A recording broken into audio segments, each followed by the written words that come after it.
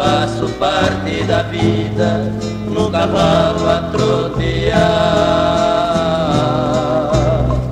Dias e dias no matagal alagado, sentindo o cheiro de gado e ouvindo os peões gritar. Sei que o perigo na estrada é uma constante, mas é lindo e fascinante ver o gado caminhar.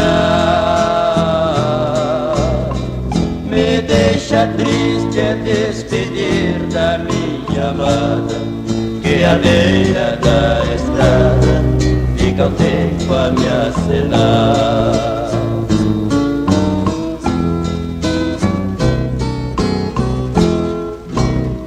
Nem a poeira que o emaranhado de patas faz levantar sobre a mata não consegue apagar a imagem linda da cabocla esperança, que espera e não se cansa, vive sempre a me esperar.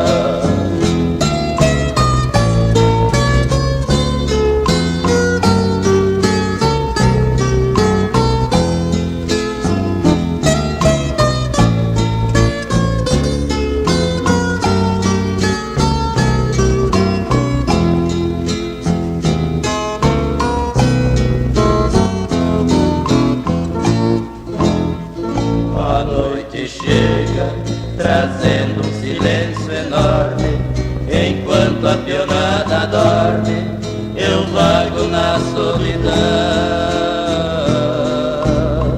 Dentro de mim, como se fosse tempestade, o vendaval da saudade machuca o meu coração. Sinto molhados os meus olhos quando pisco, cai em forma de chuvisco, meu pranto molhando o chão. É uma chuva de paixão e ânsia louca de voltar para a cabocla que ficou acenando a mão.